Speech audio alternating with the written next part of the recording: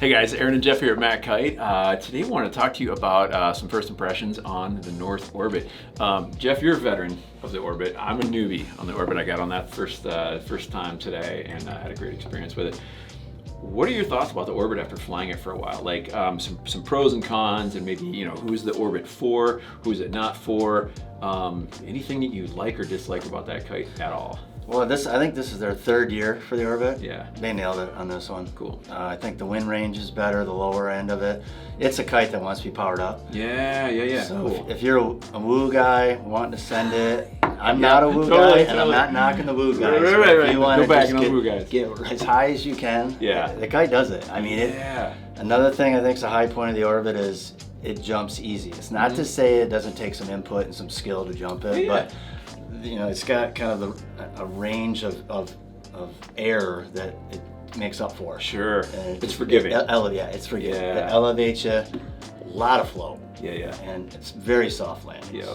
I mean, that's the things that rise to the top for me. And you want to have it, you want to fly it over power. Mm-hmm. So when other guys are on their even 10s or 11s, 12 meter. Really? Similar weight. Now, what makes you say that?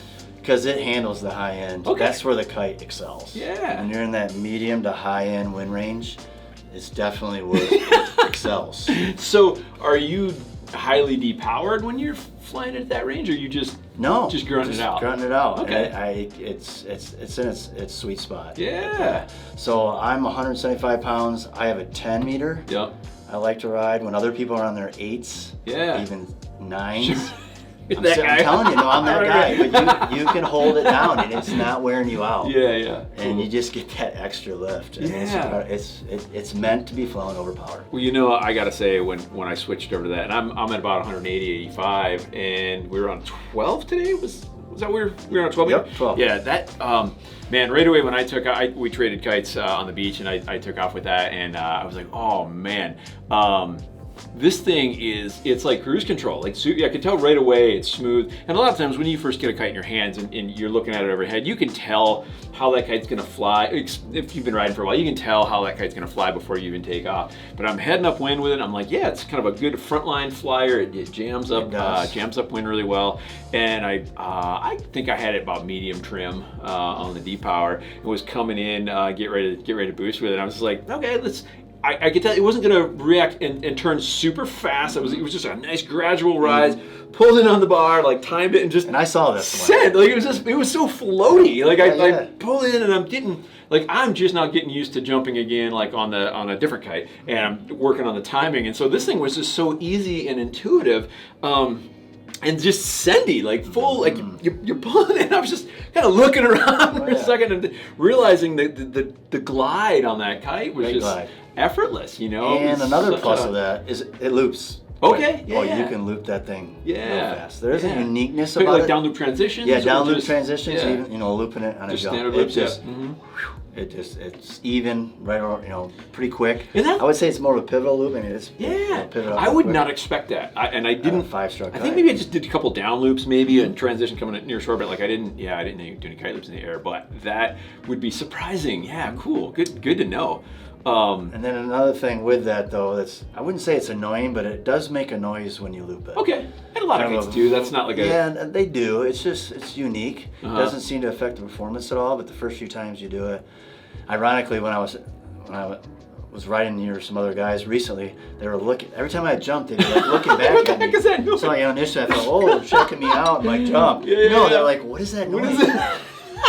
So it had nothing to do with the jump. It was just the noise, but it doesn't affect the kite. Yep, cool. It's just something unique about it. So that's a 5-strut. Yep, 5-strut, cool. Wants to be powered up. Yeah. It's got power. But it's not. Don't be intimidated by it. Yeah. I mean, if you're a newer rider. I feel like you could put anybody on that kite. Could. I feel like you could do lessons with that. You could. And no worries. Like, it's definitely a dedicated, booster, freestyle, free ride kite.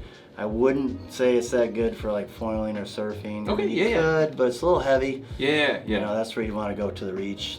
3-strut, but it does what it says. Well, and I gotta say, I'm trying to think again. I noticed immediately a frontline flyer, jams upwind, held the power good. It wasn't gusty today, so I can't attest to like its gust absorption, but like I felt like very plug and play, very easy to ride kite, whether you're a beginner, intermediate, advanced level rider.